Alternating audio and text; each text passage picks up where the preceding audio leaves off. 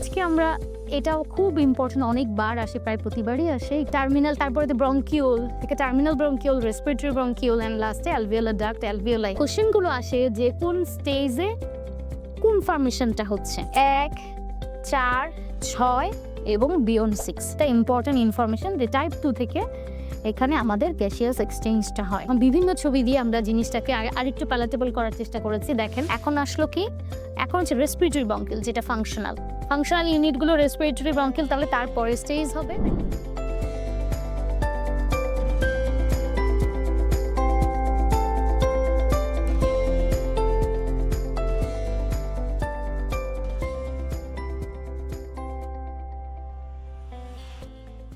MRCPCH Part-1 এর যে আমাদের টেস্ট পোর্শন, থিওরি অফ সায়েন্সের খুব ইম্পর্টেন্ট একটা পার্ট হচ্ছে এমব্রায়োলজি। প্রতিবার কিছু না কিছু প্রশ্ন আপনাদের এমব্রায়োলজি থেকে হবে, মাস্ট 100% এমব্রায়োলজি কোয়েশ্চেন আসবে। সেটার মধ্যে কিছু কিছু এমব্রায়োলজি পোর্শন খুব ইম্পর্টেন্ট, যেমন হার্ট, ব্রেইন, রেসপিরেটরি পোর্শন, যেটা নিয়ে আমরা আজকে কথা বলবো, লাং ডেভেলপমেন্ট, হ্যাঁ, গ্যাস্ট্রিক, আমাদের স্টমাক অ্যান্ড ইন্টেস্টাইন মানে গ্যাস্ট্রোলজি পোর্শনটা, এগুলো খুব ইম্পর্টেন্ট, এবং হচ্ছে নিওনেটাল ফিটাল সার্কুলেশন।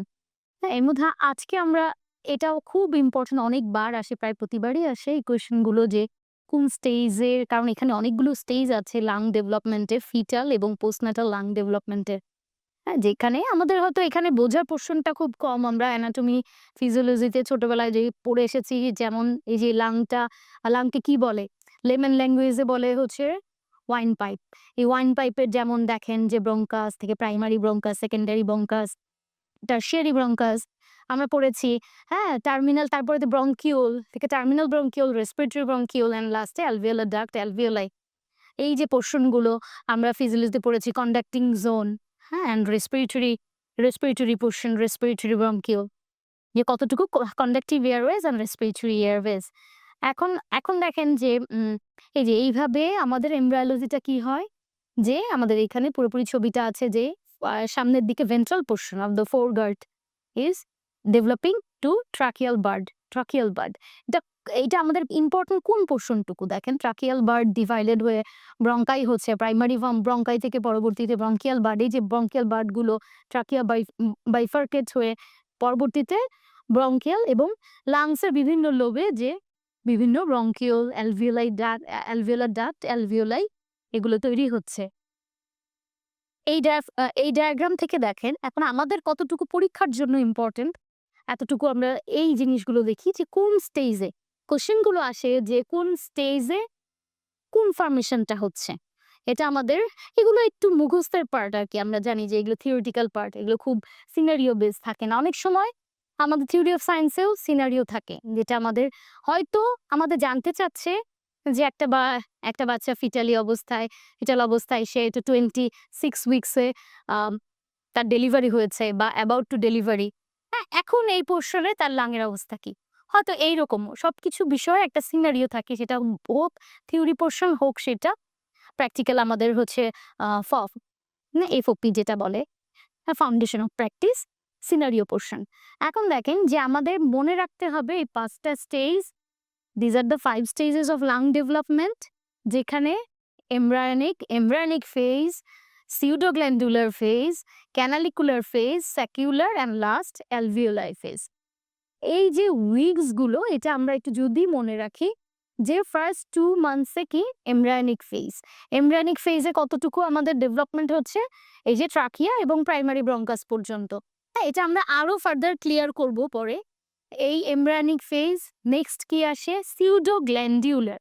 এখানেও কিন্তু গ্ল্যান্ড মানে যেখান থেকে, এই যে গ্ল্যান্ড যখন থেকে আমাদের সারফেক্টেন্ট রিলিজ শুরু হবে, সেই সিউডোগ্ল্যান্ডিউলার তার আগের পোর্শন দেখেন ব্রঙ্কিউল এবং রেসপিরেটরি ব্রঙ্কিউল। এই ব্রঙ্কিউলের আবার হচ্ছে টার্মিনাল ব্রঙ্কিউল পর্যন্ত আমরা জানি যে এইটুকু হচ্ছে কন্ডাক্টিং জোন। এরপরে হচ্ছে রেসপিরেটরি জোন অ্যাপিয়ার না হলে হচ্ছে ফিটাল অবস্থায় তার সার্ভাইভাল থাকে না, কারণ সে যদি শ্বাস নিতে না পারে, তার গ্যাসিয়াস এক্সচেঞ্জ না হয়, তাহলে এটা সার্ভাইভিলিটি হয় না। এই জন্য দেখেন এই পিরিয়ডটা আমাদের এখন ভায়াবিলিটি এজ কত, ভায়াবিলিটি এজ হয়তো আগে অনেক বেশি ছিল, আস্তে আস্তে কমতে এখন অনেক নিচে চলে আসছে, 24 উইকসেরও নিচে। হ্যাঁ, এখন ক্যানালিকুলার স্টেজে এসে আমার যখন থেকে রেসপিরেটরি ওয়ার্ক করা শুরু করে, দেখেন যে 16 to 26 এর পরবর্তীতে কি সেকুলার ফেজটা শুরু হয় 24 উইকস, যেখান থেকে অ্যালভিওলার ডাক্ট মানে সারফেক্টেন্ট যখন থেকে রিলিজ হওয়া শুরু হবে, গ্যাসিয়াস এক্সচেঞ্জ হবে, সেটা এইজ অফ ভায়াবিলিটির ইয়েতে আসে। এখান থেকে টার্ম পোর্শনটা saccular and then alveoli form হয়। অ্যালভিওলাই পরে ম্যাচিউরড হয়, যেটা পরবর্তীতে postnatal lung development, postnatal early period even দেখেন ম্যাচিউর অ্যাডাল্ট পর্যন্ত আমাদের অ্যালভিওলাই ম্যাচিউরড হয়। এখন এই জায়গাগুলোতে যে এমব্রায়োনিক ফেজে এখানে আমাদের কিছু লেখার ব্যাপারগুলো দেখেন যে কতটুকু আমাদের লাগবে। এমব্রায়োনিক ফেজ মানেটা কি? Just bird. মনে রাখবেন যে এমব্রায়োনিক ফেজ মানে সব রেসপিরেটরি বার্ড, মানে লাং বার্ড, হ্যাঁ, সে বার্ডগুলো তৈরি হচ্ছে। এটা হচ্ছে এমব্রায়োনিক ফেজ। এখানে আমাদের ইম্পর্টেন্ট কি আসেন দেখে, লাং বার্ড। দেখেন লাং বার্ড কি, ফিটাল ফোরগার্ড। ফোরগার্ডের ভেন্ট্রাল পোর্শন থেকে আসে স্প্র্যাঙ্কনিক মেসোডার্মের মাধ্যমে আমরা দেখেছি যে এর মাধ্যমে এমব্রায়োনিক ফেজে লাং ডেভেলপমেন্ট, ট্রাকিয়া ডেভেলপড হয়।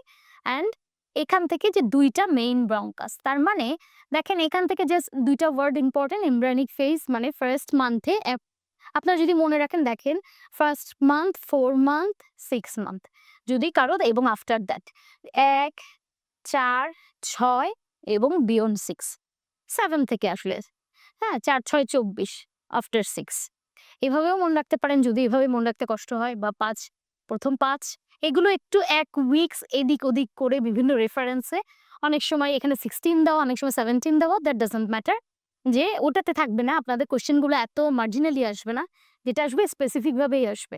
যেমন এমব্রায়োনিক কি হবে, এমব্রায়োনিক যদি আমি লাংবার্ড থেকে দুইটা মেইন ব্রঙ্কাস, আমরা ছবিটা দেখেছি যে ফার্স্ট মেইন ব্রঙ্কাস পর্যন্ত এমব্রায়োনিক, দেন সিউডো গ্ল্যান্ডিউলার। হ্যাঁ, আমরা বুঝতেই পারছি যে এখানে কোনো গ্ল্যান্ড, জাস্ট অ্যানাটমিক এয়ারওয়ে গুলো, যে অ্যানাটমিক্যাল যে কন্ডাক্টিং জোনগুলোই তৈরি হচ্ছে, দেখেন টার্মিনাল ব্রঙ্কিউল পর্যন্ত। তার মানে এটা আমরা কি বললাম, এটা হচ্ছে কন্ডাক্টিং জোন। হ্যাঁ, সেই জন্য এটা pseudoglandular, not true conducting zone. হ্যাঁ, এইটা আপনাদের এখান থেকে ইম্পর্টেন্ট। আরেকটা হচ্ছে সিলিয়া অ্যাপিয়ার। এই দুইটা এখান থেকে মোস্ট ইম্পর্টেন্ট জিনিস। আর তারপরে স্টেজটা কি আসে, 3 নাম্বার স্টেজ হচ্ছে ক্যানালিকুলার স্টেজ। তাহলে 1 embryonic, 2 সিউডোগ্ল্যান্ডুলার, 3 number ক্যানালিকুলার।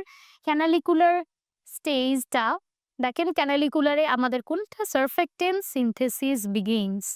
Surfactant synthesis begins যখন তার মানে কেবল শুরু হচ্ছে। এখানে টাইপ 1 টাইপ 2, হ্যাঁ, টাইপ 1 টাইপ 2 এখানে আসতেছে হচ্ছে এই জায়গাটা যখন থেকে ফাংশনিং। এটা মাত্র, এটা হচ্ছে যে জাস্ট স্টার্ট, কিন্তু ফুল ফাংশনিং হবে টাইপ 2 নিউমোসাইট, যেটা যেখান থেকে সারফেক্টেন্ট রিলিজ হবে, রিলিজ এবং ফাংশনিং হবে। হ্যাঁ, আর হচ্ছে দেখেন যে টাইপ 1 এবং টাইপ 2 কাজটা কি, টাইপ 1 এর হচ্ছে গ্যাসিয়াস এক্সচেঞ্জ অ্যান্ড টাইপ 2 হচ্ছে সারফেক্টেন্ট। এটাও আপনাদের একটা ইম্পর্টেন্ট ইনফরমেশন যে টাইপ 2 থেকে এখানে আমাদের গ্যাসিয়াস এক্সচেঞ্জটা হয়। এই যে এখানে ধরেন স্টেজ অনেক সময় 4, অনেক সময় 5, হ্যাঁ, 5 এটা থাকে।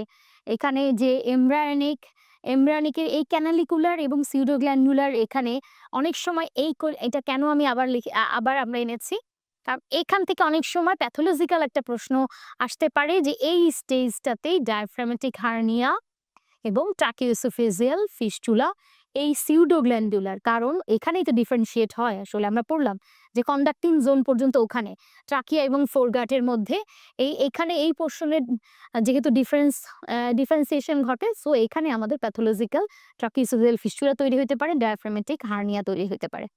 হ্যাঁ, এখানে শুধু type 2 pneumocyte cable producing, not functioning, বারবার বলছি।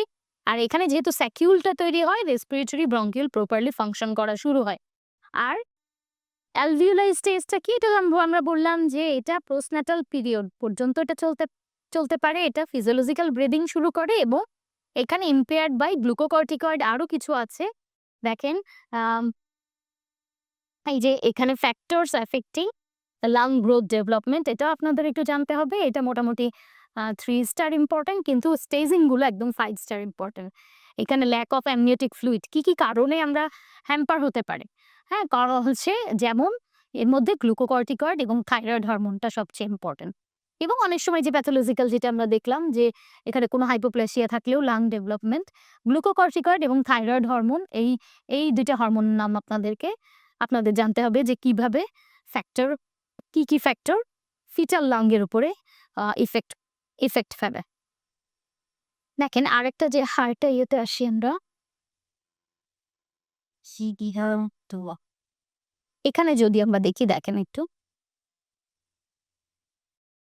এই যে আমি বলেছি ক্যানালিকুলার স্টেজে রেসপিরেটরি ব্রঙ্কিল মানে উই যে start to produce pneumocyte, type 2 pneumocyte, proper functioning শুরু হয় 24 উইকস থেকে, যেখানে অ্যালভিওলার ডাক্ট, স্যাকিউল এবং অ্যালভিওলি যে রেসপিরেটরি এয়ারওয়েজটা মানে এখান থেকে স্টার্ট হয়। এখানে আরেকটা ছবি, যখন বিভিন্ন ছবি দিয়ে আমরা জিনিসটাকে আরেকটু প্যালাটেবল করার চেষ্টা করেছি। দেখেন যে আমরা কি বলছিলাম, কি ইম্পর্টেন্ট এখানে আরেকবার যদি আমরা দেখি,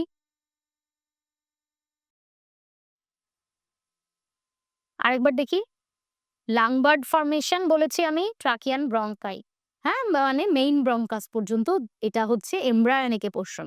সিউডোগ্ল্যান্ডুলার পোর্শন কি, কন্ডাক্টিং এয়ারওয়েজ, আমরা বললাম টার্মিনাল ব্রঙ্কিউল পর্যন্ত। ওকে, এটা ভুল করা যাবে না, টার্মিনাল ব্রঙ্কিউল পর্যন্ত হচ্ছে সিউডোগ্ল্যান্ডুলার, কারণ কোনো ধরনের গ্ল্যান্ডের কাজ শুরু হয়নি, সারফেক্টেন্ট রিলিজ হয়নি, নিউমোসাইট তৈরি হয়নি, মাত্র অ্যাপিয়ার করা শুরু করেছে।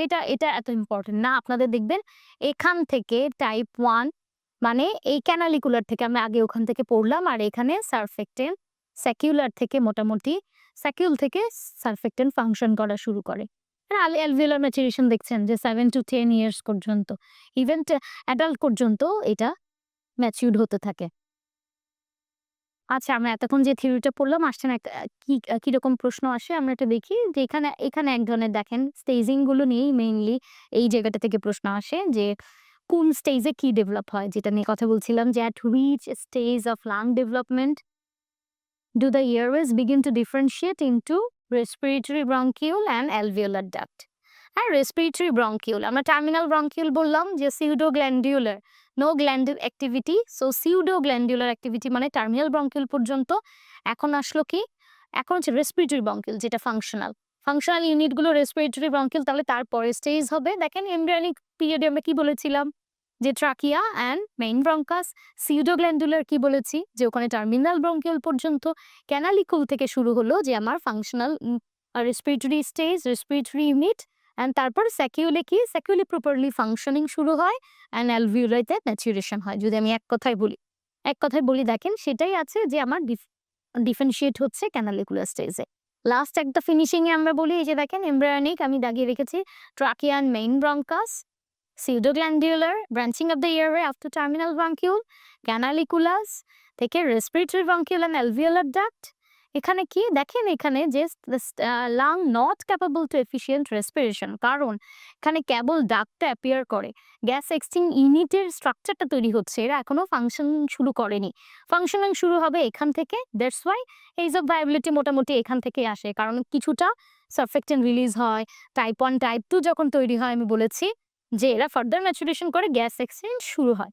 হ্যাঁ, সো আমাদের এখানে এনাফ সাপোর্ট দিলে তাদেরকে বাঁচানো সম্ভব। এবং লাস্ট কি, অ্যালভিওলার স্টেজ যেখানে লেট ফিটাল থেকে মোটামুটি এই যে দেখেন 38, অনেক সময় 36 বলে, এখান থেকে লেট থেকে এখানে একদম ম্যাচুরিটি আফটার পোস্টনাটাল পিরিয়ড পর্যন্ত, যেখানে যে সারফেস এরিয়াটা increase surface area for gas exchange.